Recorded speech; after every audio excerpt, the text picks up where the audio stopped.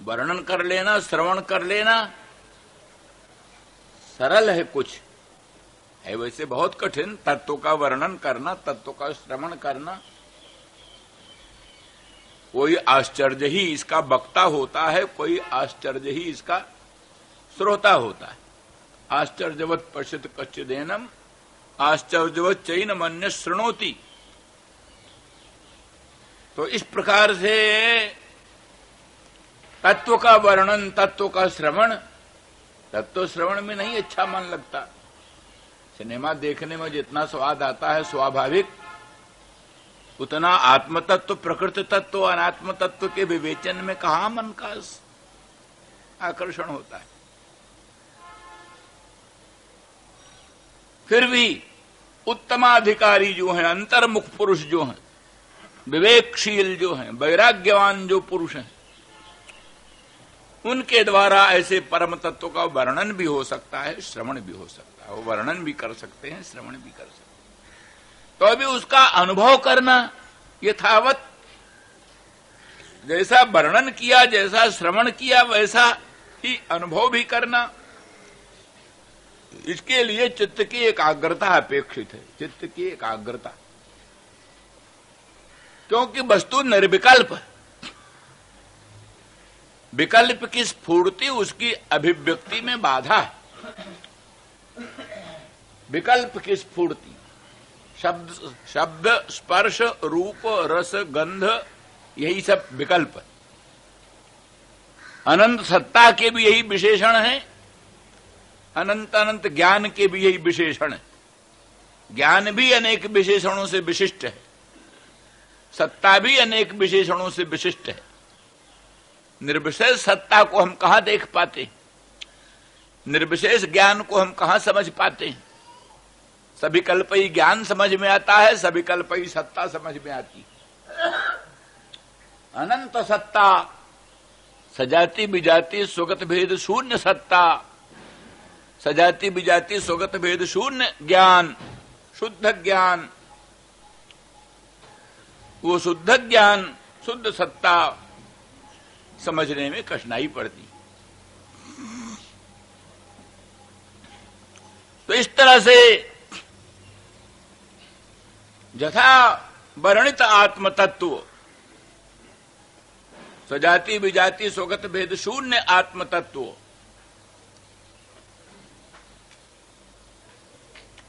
नाना प्रकार के विशेषणों और विकल्पों से, विशेषणों और विकल्पों से रहित सत्ता, विशेषणों और विकल्पों से रहित ज्ञान, अखंड ज्ञान, शुद्ध सत्ता, ज्ञानाभिन्न सत्ता और सदभिन्न अखंड ज्ञान, ऐसी वस्तु की अनुभूति में कठिनाई पड़ती। तो उसी को अनुभव कराने के लिए और अनेक प्रकार हैं। उन प्रकारों में कपिल देव जी ने भगवान के सगुण साकार सच्चिदानंद घन रूप का वर्णन किया। श्रीमन नारायण भगवान विष्णु के मंगलमय सगुण सच्चिदानंद घन साकार रूप का वर्णन किया।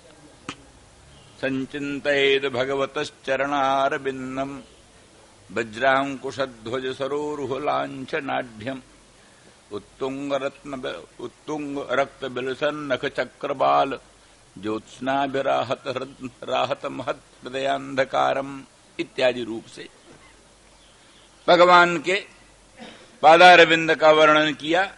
पादारविंद के नखमण चंद्रिका का वर्णन किया, उसके दिव्य प्रखर प्रकाश का वर्णन किया।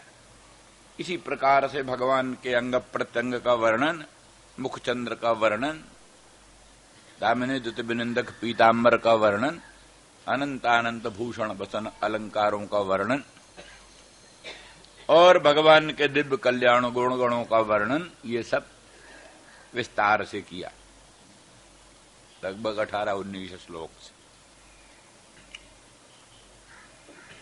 तो वहां फिर बतलाया कि इस स्वरूप का ध्यान करते करते, इसी स्वरूप का चिंतन करते करते, भगवान के मधुर मनोहर मंगलमय मुख चंद्र का चिंतन करते करते, पादारविंद के नखमण चंद्रिका का चिंतन करते करते उनके दिव्य स्वरूप का ध्यान करते करते स्मरण हो, स्मरण के बाद उसी में प्रत्येकतानता हो, प्रत्यय एकतान हो, ज्ञान की धारा अखंड धारा चल पड़े।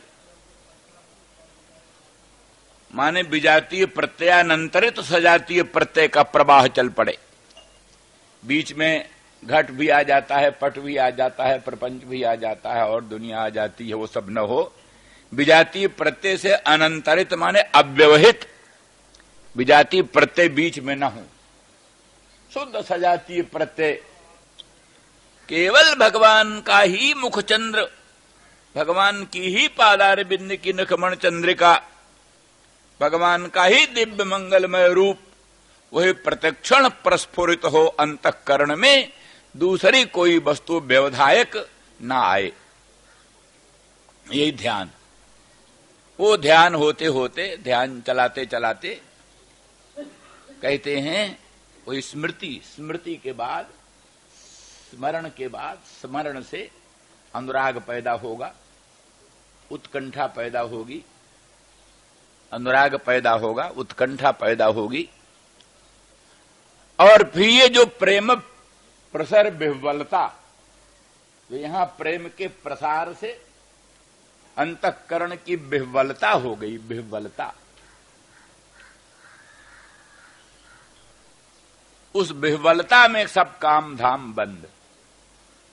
विह्वल माने शिथिल हो, इंद्रियां शिथिल, मन शिथिल, बुद्धि शिथिल, अहंकार शिथिल। आमतौर पर होता है शरीर शिथिल हो जाता है पर मन नहीं शिथिल होता। शरीर आलस्य करता है कुछ करने को कभी, पर मन भूतनाथ अपना अखंड दौड़ लगाते रहता है। पर उस प्रेम के प्रवाह में मन भी शिथिल होता है, मन में भी शिथिलता आ जाती है। प्रेम का प्रसर होता है, प्रेम का विस्तार होता है, तो अनुराग विशेष के उद्रेक से, उत्कंठा विशेष के उद्रेक से, प्रेम का प्रसार होने से विह्वलता होती है। विह्वलता का स्वरूप यही इंद्रिय शैथिल्य, मनस शैथिल्य, बुद्धि शैथिल्य। तो कहते उस शैथिल्य का रूप ये होगा कि मन में जो तत्त वस्तुओं के ग्रहण की सामर्थ्य, वो सामर्थ्य रुक जाएगी। मन में ग्रहण की सामर्थ्य है, इस वस्तु को ग्रहण करे, इस वस्तु को ग्रहण करे, इस वस्तु को ग्रहण करे। जैसे नेत्र में रूप दर्शन की सामर्थ्य, श्रोत्र में शब्द श्रवण की सामर्थ्य, हस्तपादादिकों में विविध प्रकार की क्रिया करने की सामर्थ्य, जैसे मन में स्वविषय संकल्प की सामर्थ्य, चित्त में स्वविषय के संस्मरण की सामर्थ्य, ये भी होती है सब।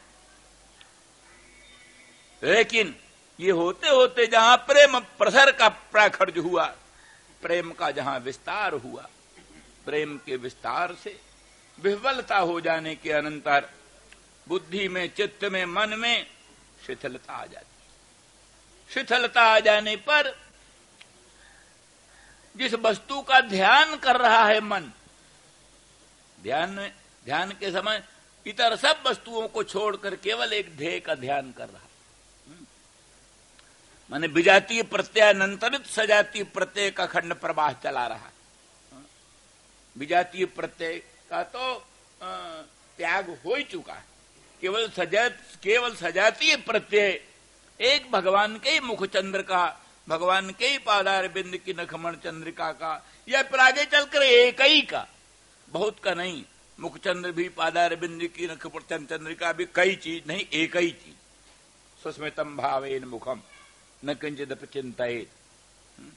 केवल भगवान के सुस्मित मुखचंद्र का ही चिंतन करना, या केवल पादार बिंद की नखमण चंद्रिकाई का चिंतन करना, बाकी तद्भिन्नम न किंचिदपि चिंतयेत्, उससे भिन्न और कुछ का चिंतन न करे। इस दशा में भगवत स्वरूप से व्यतिरिक्त भिन्न वस्तुओं से मन हटकर एकमात्र भगवत स्वरूप को, तत्रापि एक वस्तु को ही निरंतर अनुसंधान स्वयं ही कर रहा है। अब प्रेम के प्रसर से जो विह्वलता उत्पन्न हुई, उस विह्वलता के कारण और का ग्रहण करना तो दूर रहा, जो ध्येय का ग्रहण कर रहा है उसको भी ग्रहण करने में असमर्थ हो जाता है। जो ध्येय का चिंतन कर रहा है, जो ध्येय का ग्रहण कर रहा है, उसके भी ग्रहण करने में असमर्थ हो जाता है। जब उसके ग्रहण करने में असमर्थ हो जाता है तो क्या होता है? ध्येय विषय छूट गया, ध्येय विषय रहित हो गया, ध्येय रहित हो गया। तो सर्व प्रपंच रहित तो पहले ही चित्त हो गया था, ध्यान काल में ही चित्त सर्व प्रपंच स्मृति रहित हो गया था। केवल एक भगवत स्मृति थी, केवल एक भगवदाकाराकृत वृत्ति चलती थी। लेकिन प्रेम प्रसर से उत्पन्न जो विह्वलता, उस विह्वलता के कारण चित्त उस ध्येय को भी ग्रहण करने में असमर्थ हो जाता है। यही शिथिलता का रूप। मिले प्रेम पूर्ण दो भाई, मन बुद्धि चित अहमित बिसराई। राम और भरत दोनों मिले, इतने प्रेम से परिपूर्ण होकर मिले कि मन बुद्धि चित अहमित बिसराई। 4 अंतःकरण है, मन बुद्धि चित्त अहंकार, चारों को भूल गए। निर्विकल्प समाधि सुतराम हो गई अपने आप। समाधि के लिए कोई नया आयास नहीं करना पड़ा। मन बुद्धि चित्त अहंकार, इनको भुलाकर मिले। एक तन्मयता होती, एक विचित्र तन्मयता होती है। उसी तन्मयता में ये बात संभव। इस प्रकार से जब चित्त ध्येय को ग्रहण करने में समर्थ हो गया, तब फिर वेदांत वेद्य अखंड ब्रह्म उस समय सामने आ जाता है। वेदांत वेद्य अखंड ब्रह्म, वही ब्रह्म जो भी साकार होकर प्रकट हो रहा था, जो भी सगुण होकर अनंत कल्याण गुण गण धाम होकर प्रकट हो रहा था, वही अखंड बोध रूप से, निर्विकल्प बोध रूप से, निर्विकल्प सत्ता के रूप में, सद्भिन्न बोध रूप से, बोधाभिन्न अखंड सद रूप से वही वस्तु सामने आती है। क्यों आती है? तो कहते एकमेक तरा भावे जदा नोपलभामहे, तृतयन तत्र जो वेद सात्मा स्वाश्रयाश्रया। एकमेक तरा भावे जदा नोपलभामहे, ये स्वभाव है प्रमाता प्रमाण प्रमेय ध्याता ध्यान ध्येय। इनमें से एक भी न रहे तो दूसरे कोई नहीं रहेंगे। अगर ध्येय रहेगा तब ध्येयाकाराकृत वृत्ति रूप ध्यान रहेगा। ध्येयाकाराकृत वृत्ति रहेगी तो ध्येयाकाराकृत वृत्ति का आश्रयभूत ध्याता रहेगा। ध्याता रहेगा तब ध्याता के आश्रित ध्येयाकाराकृत वृत्ति रूप ध्यान रहेगा। ध्यान रहेगा तभी ध्यान का विषयभूत ध्येय स्फुरित हो सकेगा। ध्येय नहीं तो ध्याता ध्यान ध्येय खत्म, ध्यान नहीं तो ध्याता ध्यान ध्येय खत्म। एकमेक तरा भावे जदा नोपलभामहे, तीनों में से एक के बिना हम दूसरे का उपलम्ब नहीं कर सकते। एक भी ना रहा तो दूसरे किसी का उपलम्ब नहीं होता। इसलिए फिर कहते तृतयन तत्र जो वेद, तीनों को जो जानता है, ध्याता ध्यान ध्येय को, प्रमाता प्रमाण प्रमेय को, और तीनों के अभाव को भी जो जानता है। जिस समय तीनों का भाव था तब उनका अखंड साक्षी रूप से जो जानता रहा। अब जिस समय तीनों का अभाव हो गया तो उस अभाव का साक्षी रूप से जो जानता है, उस प्रकार से स्वात्मा का अखंड बोध रूप आत्मा का अनायासेन स्फुरण होता है। ये उन्होंने एक प्रकार बतलाया। तो बात इसी के विह्वलता से संपादित होती है। मूल चीज विह्वलता हो, वो विह्वलता माने इंद्रिय में शरीर का शैथिल्य तो आए दिन होता रहता है, उसका कोई विशेष पुरुषार्थ नहीं है। मन का शैथिल्य हो, मन अपने विषयों के ग्रहण में आलसी हो, मन अपने विषयों को ग्रहण से उदासीन हो जाए, तो इस प्रकार से फिर वो अखंड बोध सच्चिदानंद घन अपने आप स्फुरित हो जाता है। किंतु यहां तो भक्ति की बात चल रही है। मूल ये है कि नंद जी की बड़ी उत्कृष्ट दशा, प्रेम प्रसर विह्वलता, ये भक्तों के यहां पुरुषार्थ है, किसी पुरुषार्थ का साधन नहीं। इसके द्वारा कोई ब्रह्म साक्षात्कार होगा, ये सब वो नहीं चाहते। उनके यहां तो ये प्रेम प्रसर विह्वलता जो है, यही परम पुरुषार्थ है, यही सर्वोत्कृष्ट है। इसीलिए वो भगवत ध्यान जो है वो कुछ लोगों के लिए है न किंचिदपि चिंतयेत पुरुषार्थ, कुछ चिंतन न करे। लेकिन भक्त उसको नहीं पसंद करता। भक्त भगवत स्वरूप की विस्मृति या भगवत स्वरूप का अननुसंधान, भगवत स्वरूप का अनुसंधान न होना, इसको वो पुरुषार्थ नहीं मानता। वो तो भगवत स्वरूप का अनुसंधान सदा बना रहे, उस अनुसंधान में कभी बाधा न पड़े। और उनके यहां विह्वलता में भी भगवान के स्वरूप का स्फुरण बना रहता है।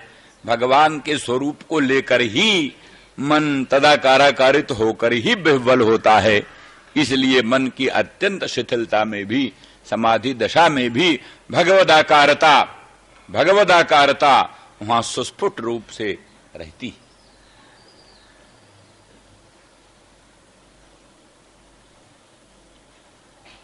इस प्रकार से इति संस्मृत्यो नंद कृष्णानुरक्तधीहि अत्युत्कंठो भवत्तूष्णीं प्रेम प्रसर विह्वलः।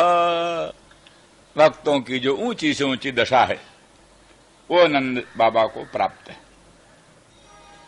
और नंद रानी की बात क्या हुई, यशोदा की क्या बात हुई, कहा उसकी दशा तो अवर्णनीय है। नंद जी की दशा को तो कथनचित वर्णन किया और नंद जी को थोड़ा बोले भी। नंदरानी तो बोल ही नहीं सकी, कुछ बोल नहीं सकी। सूरदास जी आदिकों ने तो बुलाया है, कुछ कहलाया है। पर श्रीमद् भागवत की दृष्टि से तो यशोदा वर्णमानानि पुत्रस्य चरितानि च। नंदरानी यशोदा पुत्र, अपने पुत्र, वो भगवान नहीं जानती, ब्रह्म नहीं जानती। मदन मोहन, श्याम सुंदर, उनका कन्हैया, उनका कृष्ण। कृष्ण ने यही कहलाया है। उद्धव, मां से कहना यहां मुझे कोई कन्हैया कहने वाला नहीं है, मथुरा में मुझे कोई कन्हैया कहने वाला नहीं है, यहां कोई मेरे को मक्खन रोटी देने वाला नहीं। मां, मैं बहुत जल्दी आऊंगा, शीघ्र आऊंगा। तो यशोदा वर्णमानानि पुत्रस्य चरितानि च, अपने पुत्र श्री कृष्ण के मधुर मनोहर सुंदर चरित्र को जो वर्णमान है, जिसको उद्धव जी वर्णन कर रहे हैं या श्री नंद बाबा जिसका वर्णन कर रहे हैं, तो नंद बाबा द्वारा, उद्धव द्वारा जो वर्णमान पुत्र के चरित्र हैं, उन्हीं चरित्रों को शृण्वन्ती सुन रही। शृण्वन्ती अश्रूण अवास्राक्षी, आंसू डाल रही। अश्रूण, बहुत आंसू डाल रही। इतना आंसू डाल रही उसके वस्त्र भीग गए, उसके वस्त्र भीग गए। शृण्वन्ती अश्रूण अवास्राक्षी। और स्नेह स्नुत पयोधरा, स्नेह के द्वारा उसके थनों से दूध निकलने लगा। नंदरानी ब्रजेंद्र गेहिनी अपने लाडले लाल श्याम सुंदर मदन मोहन ब्रजेंद्र नंदन का स्मरण करती हुई अत्यंत स्नेह से व्याकुलित होती है और उसके स्तनों में दूध आ गया, दूध की धारा। स्नेह स्नुत पयोधर, स्नेह के द्वारा स्नुत है पयोधर जिसके।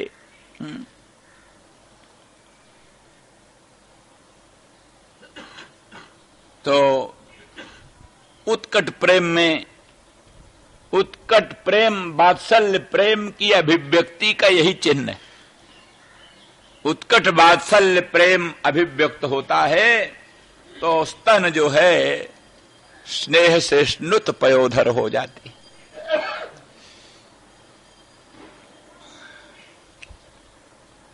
और अश्रूणि अवास्राक्षी,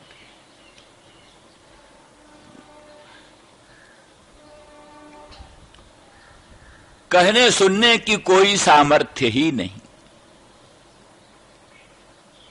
नंद बाबा ने तो कुछ कह दिया, कुछ भगवान कृष्ण की लीलाओं का, कृष्ण के गुणों का, कृष्ण के स्वरूप का कुछ वर्णन किया। यशोदा रानी को वो सब कुछ संभव नहीं था।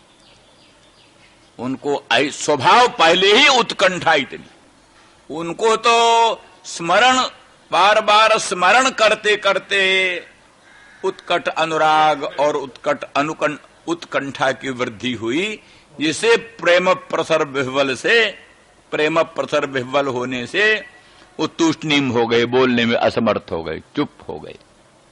लेकिन नंदरानी तो पहले से बोलने की सामर्थ्य ही नहीं, इतना उत्कट प्रेम।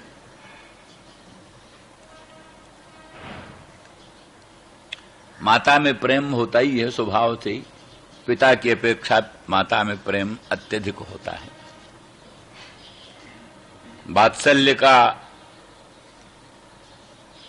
वात्सल्य प्रेम का अधिकरण माता ही होगी अधिक रूप से।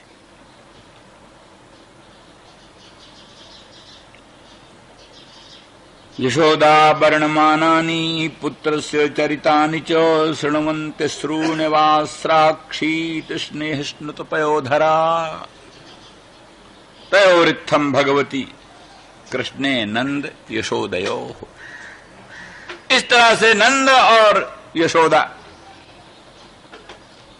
दोनों का भगवान कृष्ण में अद्भुत अनुराग उद्धव जी ने देखा, सुन रखा था पहले भी, मथुरा में भी सुन रखा था नंद का लोकोत्तर प्रेम, यशोदा रानी का उत्कट अनुराग सुन रखा था। लेकिन भगवान की कृपा से उद्धव को नंद यशोदा दोनों का लोकोत्तर अनुराग का अनुभव हुआ। वीक्ष अनुरागम परमम अनुरागम तयोरित्थम भगवती कृष्णे नंद यशोदयो। भगवान कृष्ण में उन दोनों का इस प्रकार से लोकोत्तर अनुराग देख करके परमम अनुरागम वीक्ष उद्धव मुदा नन्नम आह। उद्धव जी बहुत प्रहृष्ट हुए, बड़ा आनंद हुआ और अपने आप को धन्य धन्य समझा। भगवान कृष्ण ने बड़ी कृपा की है जो हमको संदेश लेकर भेजा है और हमको नंद और यशोदा का लोकोत्तर प्रेम, अद्भुत अनुराग दर्शन करने का सौभाग्य मिल गया। अपने आप को धन्य धन्य मानते और वही कुछ सांत्वना देने के अभिप्राय से उद्धव जी बोले। उद्धव वाच युवाम श्लाघ्यतमौ नूनम देहिनामिह मानद नारायणेऽखिल गुरौ जत्कृता मतिरीदृशी। कहा युवाम श्लाघ्यतमौ नूनम, दुनिया में श्लाघ्य होते हैं सत्कर्मनिष्ठ,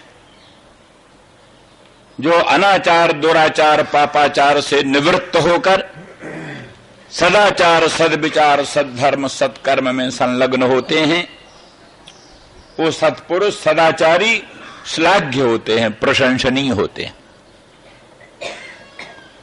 और श्लाघ्यतर होते हैं ज्ञानी, ज्ञाननिष्ठ श्लाघ्यतर होते हैं, और भगवत भक्त श्लाघ्यतम होता है। श्लाघ्य, श्लाघ्यतर, श्लाघ्यतम। भगवत भक्ति की दृष्टि से तो कर्मनिष्ठ श्लाघ्य, ज्ञाननिष्ठ श्लाघ्यतर और भक्तनिष्ठ श्लाघ्यतम। अथवा यहां ये विवक्षित है श्लाघ्य सब भगवत भक्त हैं, जितने भगवत भक्त हैं सभी श्लाघ्य, तो सब श्लाघ्यों से श्लाघ्यतर हैं वसुदेव देवकी। वसुदेव देवकी वो अत्यंत श्लाघ्य हैं, और वसुदेव देवकी की अपेक्षा भी अत्यंत श्लाघ्यतम नंद यशोदा। नंद यशोदा जैसा अनुराग वसुदेव देवकी को भी कहां प्राप्त हुआ। और ये बाल लीला का अनुभव, बाल लीला का रसास्वादन, यदि भगवान ने वरदान तो दिया वसुदेव देवकी को उनके यहां जन्म ग्रहण करने को, पर संसार में, दुनिया में बाल पुत्र का जो रसास्वाद है वो भी कहां, सयाने पुत्र में वो कहां स्वाद रहता। सयाना पुत्र जो हो जाता है उसमें वो सब लाड़ प्यार चाव नहीं रहता। बाल्यावस्था ये बड़े महत्व की, इसलिए कहते स्वर्ग में यही नहीं है। स्वर्ग में बाल चापल्य, बालों का मधुर कलरव भाषण, वो सब स्वर्ग में नहीं। इसीलिए लोग कहते स्वर्ग में फिर क्या, ये सब स्वर्ग में नहीं तो क्या। तो इस प्रकार से बाल लीला का सुख बहुत अद्भुत है। नंदरानी तो गोस्वामी तुलसीदास जी ने अपने कृष्ण गीतावली में लिखा, कृष्ण गीतावली में नंदरानी भगवान श्री कृष्ण के मुखचंद्र को निहार कर बड़ी प्रसन्न हो रही है, बड़ी मुदित हो रही है।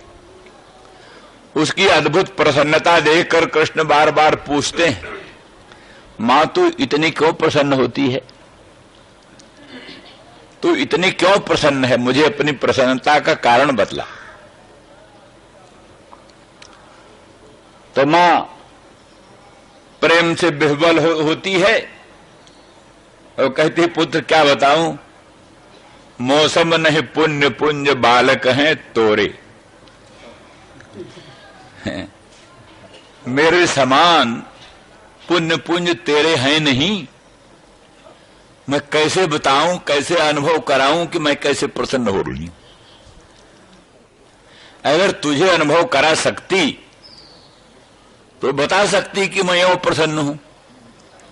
तेरे मुखचंद्र के दर्शन से जो लोग उत्तर सुख मुझे होता है, वो सुख भला कैसे तुझे कैसे होगा। तू तो अपना मुख किसी तरह से दर्पण में देख लेगा, किसी तरह से ये रत्नमय स्तंभों में देख लेगा, पर प्रत्यक्ष एक बिंब है, एक है क्या मैं प्रतिबिंब। तो बिंब के दर्शन का जो सुख है वो प्रतिबिंब के दर्शन में कहां। इसलिए मेरे लोकोत्तर सुख का अनुभव करने के लिए मेरा जैसा पुण्य पुंज चाहिए। वो पुण्य पुंज तेरे है नहीं मेरा जैसा, तो तू कैसे समझ पाएगा। मौसम नहीं पुण्य पुंज बालक हैं तोरे। पा सकता तो मां से मचलता है, ये हमको ले दो। चंद्र लेना चाहा भगवान ने, चंद्र खिलौना, माई मैं चंद्र खिलौना ली हूं। चंद्र खिलौना, तो चंद्र खिलौना तो दूर है, वो मिलता नहीं। तो मां से मचलते हैं, मां तू ला दे मुझे चंद्र, चलो चंद्र खिलौना तू ला दे। अब बालक अपनी मां को सर्वशक्ति समझता है, सर्वशक्तिमान। वो नहीं समझता कि वो चंद खिलौना ला सकती है कि नहीं, वो तो समझती है सर्वशक्तिमान, सब कुछ कर सकती है। इसलिए मां से कहता, माई मैं चंद्र खिलौना ली हूं, चंद्र खिलौना मुझे ला दे। यशोदा फिर युक्ति रचती है,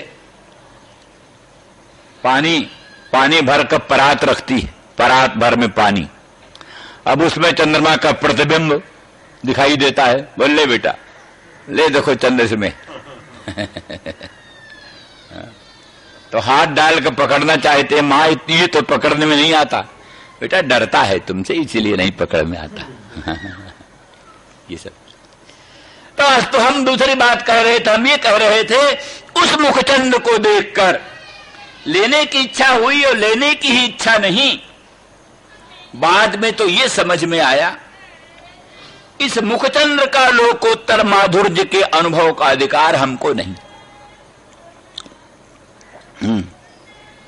ये जो हमारा मधुर मनोहर मंगलमय मुखचंद्र है,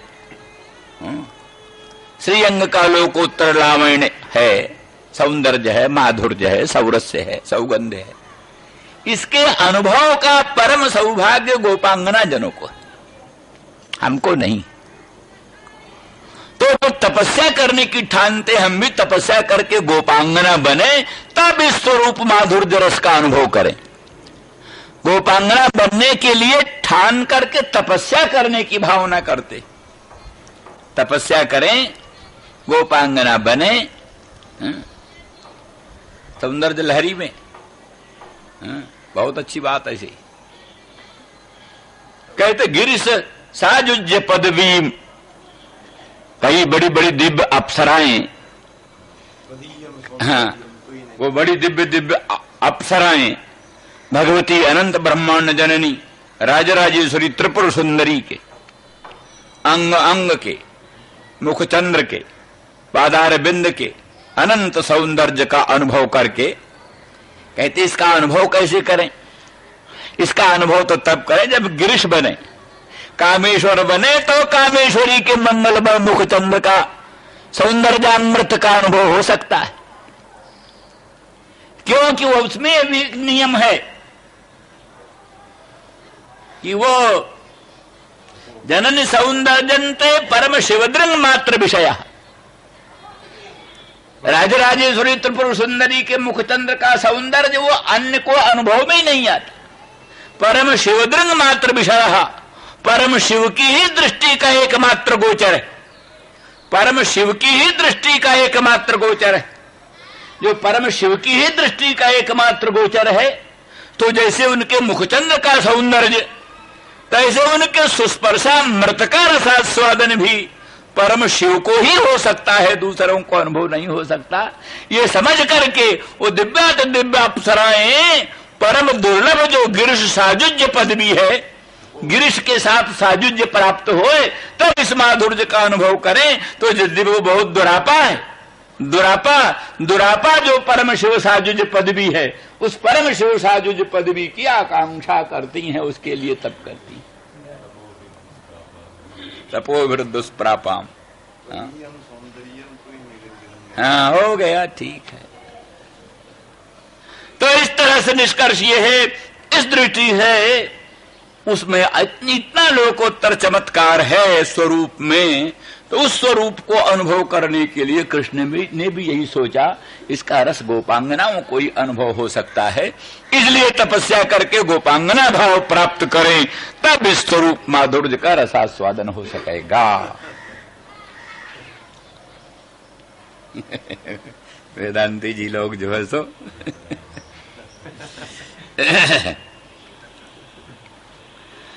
तो जुवाम श्लाघ्यतमो नूनम, इसलिए ये स्थिति जो आनंद यशोदा को अनुभूत हुई, वो सचमुच कृष्ण को भी नहीं अनुभूत हो सकती, और किसी को तो अनुभूत ही क्या होगी, कृष्ण को भी अनुभूत नहीं हो सकती, वसुदेव देवकी को भी वो माधुर्य, वो रसास्वादन हुआ नहीं। इसलिए कहते हैं जितने भी हैं उनमें भी कहते हैं ब्रजवासी पर्यंत एक दूसरी भी दृष्टि। कहते ब्रजवासी पर्यंत अंतिम स्थिति ब्रजवासियों की, वसुदेव देवकी से भी अत्यधिक प्रेम ब्रजवासियों का। तो ब्रजवासी पर्यंत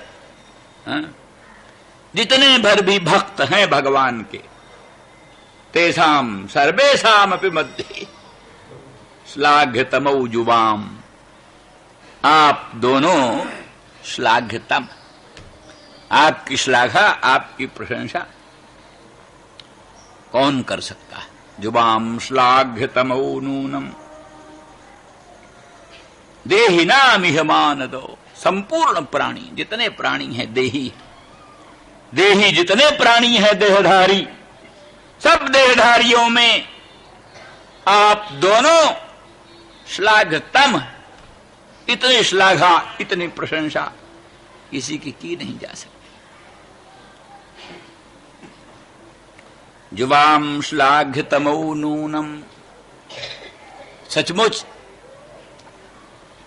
भगवान अनंत ब्रह्मांड नायक परमात्मा गोलोक धाम को छोड़कर अपने अखंड अनंत निर्विकार परम पावन निर्विशेष रूप को भी तिरोहित करके सगुण साकार सच्चिदानंद घन रूप में प्रकट हो भक्तों के अनुभव के गोचर हुए, अनुरागियों के परम अनुराग के गोचर हुए, और वो जो ममता, जो स्नेह, जो एक लोकोत्तर मदीयत्वाभिमान, वात्सल्य की उत्कट भावना नंद यशोदा में थी, और किसमें हो सकती है। और वो एक स्थिति है विचित्र, जो भाव गोपांगनाओं को स्फुरित होते हैं, जो भाव अनुरागिणी गोप सीमंतनी जनों को भासित होते हैं, या उनके संग में जो भावनाएं कृष्ण में आविर्भूत होती हैं, उन सब को अपने वात्सल्य भाव में रंग करके ही यशोदा देखती। यशोदा उन सब भावों को अपने रंग में देखती। जैसे कभी राधा रानी वृषभानुनंदिनी और श्याम सुंदर श्री कृष्णचंद्र दोनों प्रेम से मिले, और मिलने में दोनों के कपड़े बदल गए। वृषभानुनंदिनी का नीलांबर लेकर कृष्ण चले आए, और कृष्ण का पीतांबर लेकर के वृषभानुनंदिनी चली गई। मैया ने पूछा, बेटा ये कैसा तेरा? कहा, माँ वो जमुना की काली भूमि है, वहां बैठते बैठते ये काला हो गया। हाँ लाला, ठीक है ठीक है। कोई दूसरी कोई भावना ही भाषित नहीं होती। हाँ वही हाँ ठीक लाला, ठीक लाला। तो वो वात्सल्य भाव की महिमा, वहां दूसरी भावनाओं की स्फूर्ति कभी होती नहीं। तो इसी प्रकार से और भी विभिन्न प्रकार के श्रृंगार की भावनाएं, श्रृंगार के चिन्ह जो अंकित होते हैं मुखारबिंद में, नयनों में, या और भिन्न भिन्न रूप में, तो जैसा उसको बता देते हैं, और भोली भाली माँ वैसे ही मान लेते हैं। हाँ बेटा, हाँ लाला ठीक है। तो युवाम श्लाघितमौ नूनम देहिनामिह मानदो। मानदो, मानदो माने आप दोनों मान देने वाले हो। विविध प्रकार का मान दिया। नियम है अमानी मान दो मान्य। अमानी जो होता है वही दूसरों को मान देता है। मानी काहे को मान देगा? जो मानी है वो दूसरों का सम्मान करना जानता ही नहीं, अपने मान ढूंढता रहता है सब जगह। अमानी मानदा, और जो मानदा होता है वही वास्तव में मान्य होता है। जो अमानी होता है वही मान देता है, और जो मान देता है वही दुनिया में मान्य होता है। मानी मान्य कहाँ होता है? स्वयं मान्य कहां होता? अपने मन में भले मान्य बना रहे, दुनिया मान्य नहीं मानती। तो भगवान में ये सब तीनों नाम भगवान के, अमानी भगवान का नाम, और मानदह भगवान का नाम, और मान्यो भगवान, मान्य भगवान का नाम। भगवान ही अमानी है, भगवान ही मानद है, और भगवान ही मान्य। तो परम उत्कृष्ट कोटि का अनुराग होते हुए भी नंदराय अपने को बहुत छोटा समझते हैं, अपने को भाग्यहीन समझते हैं। मथुरा वासियों को भाग्यवान मानते हैं, धन्य धन्य मानते हैं। उनको भगवान श्याम सुंदर श्री कृष्ण का दर्शन हो रहा है। श्री कृष्ण के परम कृपा के भाजन, इसलिए नारायण के समान उद्धव का सम्मान किया। ऐसे अपने इष्ट देवता नारायण का सम्मान करते हैं नंद जी, उसी प्रकार से उद्धव जी का परम सम्मान किया। उसी को स्मरण करते हुए उद्धव कहते मानद, हे मानद, हे मानद, मान देने वाले नंद। श्लेषण भाव ये है कि आपने जैसे और मान दिया, तैसे हमारी कुछ बात सुनने का भी अनुग्रह करेंगे। हम जो कुछ भी कहेंगे श्री कृष्ण का संदेश, कृष्ण का संदेश, कृष्ण जी ने, तुम्हारे लाडेले लाल कृष्ण ने जो तुमको संदेश कहा है, वो संदेश कहेंगे, उनको आप सुनने की भी कृपा करें, वो भी मान ही होगा। किसी के वाक्य को सुनना भी उसका सम्मान है। जो दूसरों की बात सुनना नहीं चाहता, कैसे सम्मान देता? इसलिए ये हमारी, क्योंकि असल में तो आपको हमारी कुछ बात सुनने की अपेक्षा नहीं, परम कृतार्थ, ये ऐसा लोकोत्तर प्रेम पाने वाला परम कृतार्थ है। वो आप्त काम पूर्ण काम आत्मा राम परम निष्काम है, समझो। इसको इतना अद्भुत श्री कृष्ण प्रेम है, प्रेम प्रसर्व बल जो है, जिसके मन में स्मरण की अखंड संतति चलती है, जिसके मन में अनुराग की अखंड धारा चलती है, जिसके मन में उत्कट उत्कंठा की अखंड धारा चलती है, वो परम कृतार्थ है, तृप्त है, बीतराग है, सब कुछ है। वो किसी की बात सुन ले, उसका अनुग्रह ही समझो। और वास्तव में बात यही थी, नंद तो इतने अंतर्मुख थे श्री कृष्ण प्रेम में विह्वल, इतने अंतर्मुख कि बहिर्जगत का भान ही नहीं होता था, बहिर्जगत का भान ही नहीं होता था। वो तो जैसे तन सब प्रपंच मधिरूढ़ समान समाधि योग स्वाप्नम पुनर्न भजते वाली बात होती है। मदिरा मदांध जैसे अपने शरीर के पड़े हुए कपड़ों को जानता नहीं, गिर गया कपड़ा की शरीर में संलग्न है कपड़ा, मदिरा मदांध को जैसे इसका स्मरण नहीं होता, ऐसे जोगींद्र मुनीन्द्र अमलात्मा परमहंस तत्वदर्शी विज्ञान संपन्न अजर अमर अनंत अखंड स्वप्रकाश ब्रह्मात्म स्वरूप का अनुभव करके शरीर को भूल जाता है, मदिरा मदांध की तरह शरीर को भूल जाता है। जैसे पिपल का पत्ता वायु की प्रेरणा से अपने आप इधर उधर कहीं जाता है, उसी प्रकार से प्रारब्ध वशात तत्त इंद्रियों के अधिष्ठात्री देवताओं की प्रेरणा से किंचित करोति किंचित न करोति, कुछ ज्ञानी का ब्रह्मविद वरिष्ठ का शरीर कुछ करता है, कुछ नहीं करता। वो कुछ किसी उद्देश्य से किसी उद्देश्य से किसी प्रकार की चेष्टा, किसी प्रकार के कर्म उसमें नहीं होते। वही स्थिति नंद बाबा की है, अत्यंत अंतर्मुख हैं, विश्व विस्मरण है, विश्व का विस्मरण है, श्री कृष्ण चंद्र का ही प्रतिक्षण स्मरण है, और देह गेह की पूर्ण विस्मृति है। और बताया कि इनको कुछ भोजन वोजन की भी बात नहीं है, कदाचित किसी ने कुछ दधी कुछ दुग्ध आदि जैसा होता है वही कभी ले लिया, किसी ने दे दिया, पिला दिया। दूसरों के दूसरों के इशारे पर, दूसरों की चेष्टा से ही उनकी शारीरिक चेष्टा भी चलती है। इस प्रकार से अत्यंत उत्कृष्ट अंतर्मुख दशा में फिर जो बड़े प्रेम से उठ करके उद्धव का सम्मान किया, उद्धव की पूजा की, अर्घ्यपाद्य मधुपर्क दिया, उद्धव का बड़ा सम्मान किया, नारायण बुद्धि से अतिथि का सत्कार, नारायण बुद्धि से उनका पूर्ण सम्मान किया। ये सब भगवान की प्रेरणा, उस अंतर्जामी भगवान की प्रेरणा से वो प्रकाश, संयोग प्रकाश ब्रज में आविर्भूत हो गया। वे प्रलंब प्रकाश थोड़ी देर समय के लिए तिरोहित हो गया। इसीलिए ब्रज में चारों ओर मंगल मंगल की अभिव्यंजना होने लगी। तत्काल उसी अभिप्राय से उत्सुकता के साथ कृष्ण का, हमारे कृष्ण का, हमारे लाल का ये सखा है, ये उद्धव हमारे कृष्ण का सखा है।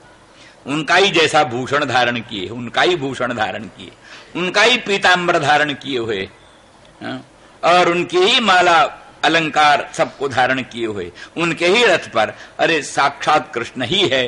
कृष्ण समझ करके ही उद्धव का बड़ा सम्मान किया, बड़ा आदर किया। तो इस तरह से उसी मानदत्व का स्मरण करते हुए, हे मानद नंद, अब इसका भी आप अनुग्रह करो, हम कुछ आपको कहेंगे, सुनाएंगे। तो ये कह करके बोले, तो पहले ऐश्वर्य का वर्णन ठीक है। ऐश्वर्य का वर्णन बड़ा वात्सल्य प्रेम, माधुर्य प्रेम की अभिव्यंजना हो तो उसके द्वारा अधिक विह्वलता और शिथिलता और प्रेमोन्माद आदि संभावित होता है। उस बीच में ऐश्वर्य का वर्णन है तो जैसे लड्डू खाते हुए चटनी खाएं, है वैसा ही। ऐश्वर्य का वर्णन हमारे ब्रज के भक्त लोग पसंद नहीं करते, वो भगवान शब्द नहीं सुनना चाहते। मेरे प्राणनाथ, मेरे प्रियतम, मेरे प्रभु, मेरे श्याम सुंदर, मेरा कन्हैया, ऐसे शब्द उनको अच्छे लगते। नंदन नंदन, ब्रजेंद्र नंदन, गोपी बल्लभ, राधा बल्लभ, नवनीत चौर, ऐसे शब्द ब्रजवासियों को बहुत प्रिय लगते हैं। लेकिन फिर भी वो जरूरी है, वो वर्णन करना पड़ता है, बीच बीच वो वर्णन करना पड़ता है। इसलिए ये भी कहते हैं, न खलु गोपिका नंदनो भवान। गोपांगना ही स्वयं बोल पड़ती, ऐश्वर्य भाव मन में आता है तो बोल पड़ते, न खलु गोपिका नंदनो भवान। आप गोपिका नंदन नहीं है। दूसरा भी अर्थ है इसका, आक्षेप करती हैं, व्यंग करती हैं। श्याम सुंदर आप गोपिका नंदन होते तो इतने कठोर न होते। गोपिका हमारी नंदरानी तो बड़ी सरल है और तुम इतने निष्ठुर हो, इसलिए मालूम होता न खलु गोपिका नंदनो भवान। मेरी नंदरानी, मेरी ब्रजेंद्र गेहिनी जैसी भोरी भारी गोपिका के तुम नंदन होते तो इतने निष्ठुर, इतने कठोर न होते। न खलु गोपिका नंदनो भवान। तब क्या हो, तो क्या अखिल देही नाम अंतरात्म दृक, तुम तो अखिल देहियों के जो अंतरात्मा के साक्षी हो, दृष्टा हो। उदासीन, उदासीन कुछ भी हो जाए, दुनिया डूबे उतराए, उदासीन से क्या मतलब? दुनिया जहन्नुम में जाए चाहे वैकुंठ में जाए, उदासीन जो है निर्दृश्य दृष्टा, निर्भास्य साक्षी, उसको क्या मतलब? कुछ भी हो। तो ऐसे आप निष्ठुर हो, ये भी कहते हैं। लेकिन वास्तव में उस दृष्टि से भी, ऐश्वर्य की दृष्टि से भी वर्णन करती हैं, न खलु गोपिका नंदनो भवान। आप गोपिका नंदन नहीं हो, किंतु कौन हो? अखिल देही नाम अंतरात्म दृक, अखिल देहियों के अंतरात्मा के साक्षी हो। इस तरह से ऐश्वर्य भाव आता है। तो ऐश्वर्य भाव के वर्णन से कुछ थोड़ा प्रेम प्राखर्य थोड़ा संकुचित होता है। प्रेम प्राखर थोड़ा संकुचित होता है। संकुचित होने से तज्जनित जो मूर्छा, तज्जनित जो विह्वलता, तज्जनित जो शिथिलता, वो थोड़ी सी कम होती है। उसी दृष्टि से पहले ऐश्वर्य का वर्णन करते हैं। एतौ हि विश्वसच विश्वजोनी, रामो मुकुंद पुरुष प्रधानम, अन्वीय भूतेषु विलक्षणस्य ज्ञानस्य चेषात् इमौ पुराणौ। ये जो तुम्हारे दोनों बालक बलराम और कृष्ण, तुम्हारे जो दोनों बालक, ये विश्वस्य च बीज जोनी, ये सारे विश्व का अनंत कोटि ब्रह्मांड के यही बीज हैं और यही जोनी, यही पुरुष हैं और यही प्रधान है।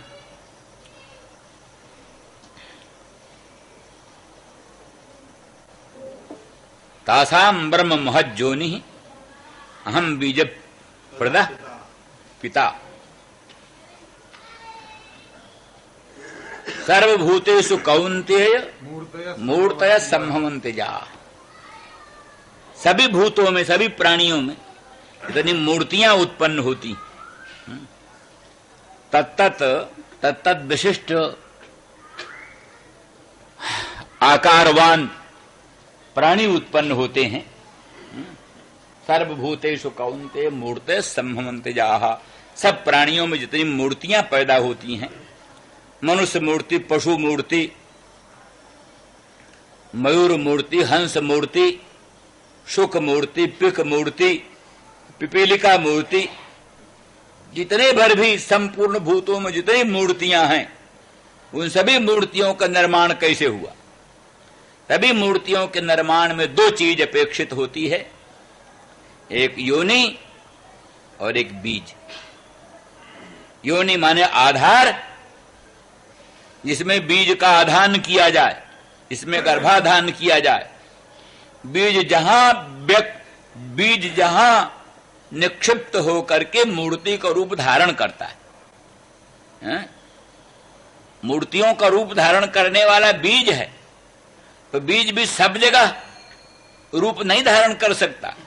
योनि में निक्षिप्त हो बीज, तब वो मूर्ति का रूप धारण करता है।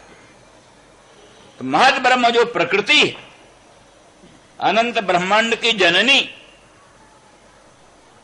प्रकृति, महत ब्रह्म, उसी का नाम महत ब्रह्म। ब्रह्म के साथ महत शब्द लगा दो तो फिर वो निर्गुण, निराकार, निर्विकार ब्रह्म का बोधक नहीं रह जाता। महत पूर्वक ब्रह्म शब्द प्रकृति का बोधक हो जाता है। मम जो निर्महत ब्रह्म तस्मिन् गर्भं दधाम्य, वहां भी महत ब्रह्म का अर्थ है वही प्रकृति, महत ब्रह्म प्रकृति। ऐसे ही तासाम ब्रह्म महत जोनि, उन सभी मूर्तियों का महत ब्रह्म जो है वही योनि है, माने प्रकृति, आधार। अहम बीज प्रदक पिता, बीज देने वाला पिता मैं, अर्थात वही बम जो नर महत ब्रह्म तस्मिन् गर्भं दधाम्य हम। महत ब्रह्म मेरी योनि है, उसी में मैं गर्भाधान करता हूं, उसी से अनंत ब्रह्मांड के विभिन्न प्राणियों की उत्पत्ति होती है। इसलिए सबके माता पिता भगवान।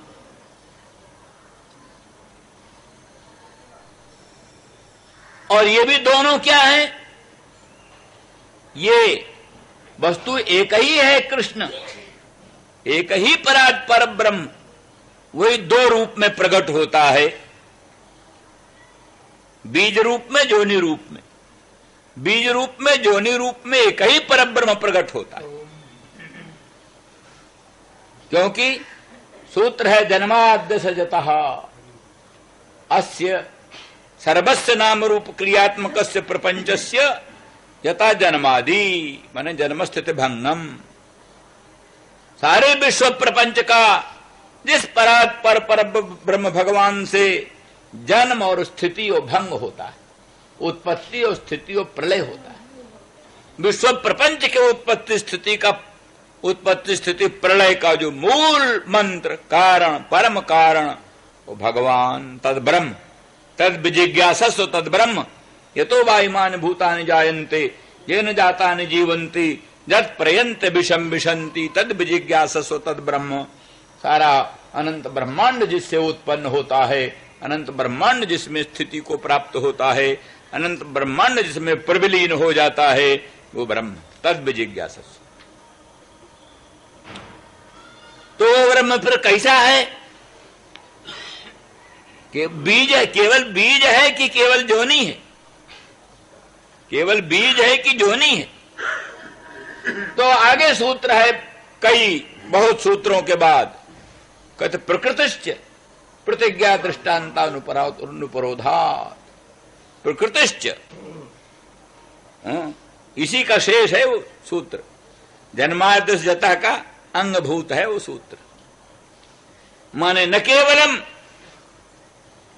केवलम निमित्त भूतम ब्रह्म, ब्रह्म अनंत ब्रह्मांड का केवल निमित्त कारण नहीं है, किंतु प्रकृतिश्च, और च शब्दात निमित्तम अपि, च शब्द से निमित्त भी वही है, प्रकृति माने उपादान कारण भी वही है। अर्थात परब्रह्म ही विश्व का उपादान कारण है, परब्रह्म ही विश्व का निमित्त कारण भी। दुनिया में उपादान अलग होता है, निमित्त अलग होता है। घट की उत्पत्ति का निमित्त कारण है कुलाल, चक्र, चीवर, दंड आदि, लेकिन घट का उपादान कारण मिट्टी होता है। मिट्टी घट का उपादान कारण और दंड, चक्र, चीवर आदि घट का निमित्त कारण। किंतु यहां भगवान ही परात्पर परब्रह्म ही जगत के निमित्त कारण भी है, जगत के उपादान कारण भी है। इसलिए भगवान ही बीज भी है, भगवान ही योनि भी है। बोले प्रसिद्ध दुनिया में प्रकृति प्रधान, दुनिया में पुरुष और प्रधान, ये बीज जोनि रूप से प्रसिद्ध हैं। बीज जोनि रूप से प्रधान और पुरुष प्रसिद्ध है। तो बलराम और कृष्ण ये दोनों बीज जोनि हुए, कैसे कहते हो? तो कहते हैं पुरुष प्रधानम, वही पुरुष है, वही प्रधान है। पुरुष और प्रधान भी यही है। बलराम और कृष्ण यही दोनों संसार के बीज हैं, योनि हैं। वही पुरुष है, वही प्रधान है। पुरुष प्रधान रूप से भी उन्हीं का आविर्भाव। प्रधान माने प्रकृति।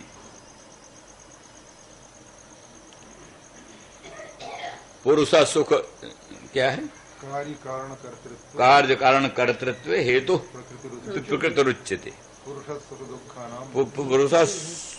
सुख दुखानाम भोक्तृत्व हेतु उच्यते। इतने बड़े संसार के सुख दुख हैं, उन सबके भोक्ता रूप, भोक्ता में, भोक्तृत्व में हेतु, भोक्तृत्व में हेतु पुरुष है। क्योंकि भोक्तृत्व क्या है? भोक्तृत्व है ज्ञातृत्व, ज्ञातृत्व भोक्तृत्व है, साक्षात कर्तृत्व। भोग क्या है? सुख दुख का साक्षात्कार। सुख दुख का साक्षात्कार ही भोग है। तो ये साक्षात्कार बोध रूप है।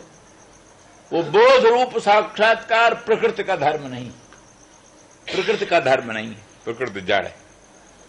इसलिए यदि वेदांत ने कर्तृत्व की तरह भोक्तृत्व भी काल्पनिक ही माना है, अनात्मनिष्ठ ही माना है, आत्मनिष्ठ नहीं माना। ऐसे कर्तृत्व अनात्मनिष्ठ है, तैसे भोक्तृत्व भी अनात्मनिष्ठ है। तो अभी इस दृष्टि से उसका जो भोक्तृत्व है, तृच का अर्थ है कर्तृत्व, वो भले अनात्मनिष्ठ हो, लेकिन भोग जो है सुख दुख साक्षात्कार रूप ज्ञान बोध, ये पुरुष ही का स्वरूप है। इसलिए सुख दुख के भोक्तृत्व में हेतु पुरुष है, और कर्तृत्व जो है कार्य कारण के निर्माण में, कार्य कारण की रचना में, उसमें परम हेतु प्रकृति। तो ये दोनों बलराम और कृष्ण दोनों एक ही तत्व हैं, एक ही तत्व दो रूप में प्रकट हो गए हैं, बलराम और कृष्ण के रूप में। तो दोनों ही बीज रूप हैं, योनि रूप हैं। अब उसमें दोनों दृष्टि है। मतलब यह है कि कृष्ण बलराम दोनों ही एक परब्रह्म स्वरूप हैं। उस एक परब्रह्म स्वरूप में दोनों ही है, बीजत्व, योनित्व, प्रधानत्व और पुरुषत्व। जैसा कि हमने कई बार कहा है कि जैसे बीज में अंकुरोत्पादनी शक्ति होती है, बीज में अंकुर पैदा करने की शक्ति होती है, दूध में मक्खन आविर्भूत करने की शक्ति होती है, ऐसे अनंत ब्रह्मांड नायक परात्पर परब्रह्म भगवान में अनंत ब्रह्मांड के उत्पादन करने की शक्ति होती है। अग्नि में जलाने की शक्ति, बीज में अंकुर पैदा करने की शक्ति, दूध में मक्खन देने की शक्ति, उसी प्रकार से परब्रह्म परमात्मा में अनंत ब्रह्मांड की उत्पादनी शक्ति, वो शक्ति है प्रधान है, बस मूल रूप है शक्ति प्रधान। ऐसे शक्ति सहित ही बीज अंकुर का कारण बनता है, शक्तिहीन बीज अंकुर का कारण नहीं बनता। अब आपकी बड़ी भयंकर वर्षा हुई, वर्षा से जो बीज भीग गए, जो बीज सड़ गए, जो बीज अंकुरित हो गए, अब उनमें अंकुरोत्पादनी शक्ति नहीं रही। वो शक्तिहीन बीज अंकुर नहीं पैदा कर सकेगा। इसलिए बीज में शक्ति होती है तभी वो अंकुर पैदा कर सकता है। बन्नी में दाहिका शक्ति बनी रहे तभी वो जला सकती। मंत्र मणि द्वारा वो शक्ति अगर प्रतिरुद्ध हो जाए तो अग्नि रहने पर भी काम नहीं होता। कई टोना वोना लगाने वाले, कई भी ऐसा होता है कि कड़ाह पर अग्नि खूब कड़ाह के नीचे जल रही, कड़ाह में घी भरा, नीचे अग्नि भी जल रही, तो पूड़ी नहीं पक रही, पूड़ी नहीं पक रही। किसी ने तंत्र कर दिया, किसी ने तंत्र कर दिया, अब अग्नि में दाही कर सकती नहीं, पूरी नहीं उतर रही। फिर किसी ने आकर मंत्र किया, वो शक्ति फिर से पैदा हुई, तब फिर पूरी उतरने लगती है, नहीं तो नहीं होती। ऐसा कई बार होता है।